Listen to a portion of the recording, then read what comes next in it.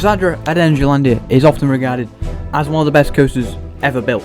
And earlier in the year, last year, this is confusing. Earlier last year in June, I got to take my first ride on this RMC beast. And yeah, I wanted to explain my thoughts on this incredible coaster. Opening in 2019, 1 year earlier than it was originally expected. It took over my top bucket list coaster, which was Taron. I've still not done that one. I need to do that probably this year. I knew I wanted to ride it. I saw the first POV and instantly looked up flights to Poland. Like, genuinely, that's how much I wanted to ride it. And yeah, we're going to go in 2020. But obviously, if you're not aware, I don't know why I said if you're not aware. COVID happened, and yeah, that shut down everything. Last year, I got to take a trip to Poland and finally got to visit Energylandia. Which means we also got to do Abyssus, because that wouldn't have been open when we were planning on going. But yeah, after we arrived, we drove past Energylandia to get to our hotel, and I looked up at the rides, and I thought they were quite small. Like, Hyperion looked big, but not as big as I thought it was. And the same with Zadra. I thought it was pretty small. However, we took a walk around the park about an hour or two later. We didn't go in the first day. We had 4 days there, technically. But we had 2 days in the park. We walked past, and that's when it looked huge. Like, the ride towered above everyone. It's insane. The ride itself, we went to the park the next day, and it was the first thing we went to. We got in, we got the GoPro ticked off, and then off we went. We got lost, but yeah, we made our way to Zadra, and walking to the ride. I think I got this picture where I'll throw on screen now. Yeah, it's genuinely. I've never been more excited for a ride in my life. Yeah, we got there, got into the station, and we got the back row. First ride, I didn't know what to say. We left the station, went out that sort of right-hand turn, up the fairly steep lift, and then we got to the drop. And I've never seen a drop more insane in my life. More insane than Shambhala, Red Force, any other drop like Oblivion, all that. Genuinely, we were launched over the top of it. I think if I've still got the video, I'll put my reaction on screen now. Oh my god! Brilliant. Genuinely, the drop is insane. Like, it's the best drop on any coaster. Yeah, after the drop, which seems to last forever, you go into like a small airtime hill that like goes off to the right. It's very intense.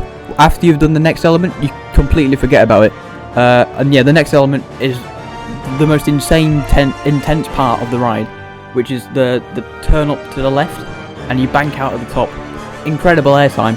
Like, the airtime lasts for ages.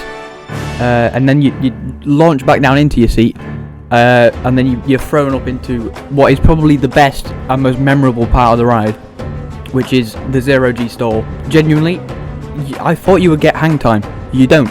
It's so powerful, you're thrown through it, but you're still upside down. It's so weird. But yeah, it's honestly the best element on any coaster, best inversion I've ever experienced. Probably just beating out Smiler's first inversion. After the ZeroG Stall, you go into like this sort of, I don't know what to call it, like a wave turn flip out thing, which I thought might have been the best part of the ride, but it wasn't. It's very good. Like, you are launched out your seat, and it was the first RMC that I've done, so I've never had airtime like that on a ride. Obviously, I've done Shambhala, but that's more like floater airtime with one ejector a bit, like after the turnaround. But this thing, constant ejector, and yeah, you do that, then you sort of swoop around to the right, and that's one of the most intense parts of the ride again. Like, you can start to feel it at that point. And then you go into what is, I thought might have been the best airtime point on the ride. It's completely not. You get good airtime, but it's more floater airtime on this bit. You go over it, very nice. The speed it carries, fantastic. And then you go into like this sort of zero-G roll thing. I don't know what to call it. It's not really a zero-G roll, because it like doesn't go fully. It like stays 90 degrees after. Very good inversion. In the morning, quite slow going around there. But in the afternoon, it flies around it. Like, that's the point where you can like gauge the speed of the ride, like how fast it's going, because like of how much you actually flip through it. And then you go into what is the best the final bit of airtime, which is the best bit.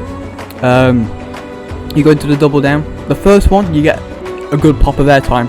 The second one, probably the best airtime point on the ride, and then you do this like insane flip, like airtime thing, and I think that's probably my favourite part of the ride, because you get airtime, but you also, it's not really airtime. I don't know how to explain it. You go into the final inversion, which is like the other ZeroG roll,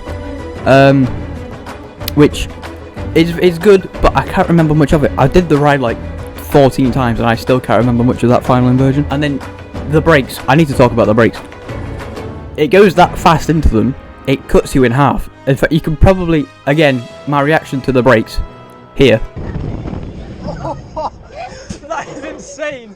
Honestly, Zadra and Gwazi are two of probably the best rides out there. I've not done Gwazi yet, I need to, because it is basically Zadra's unidentical twin. I don't know if I'd prefer the look of Gwazi or Zadra, like it's still, I don't know.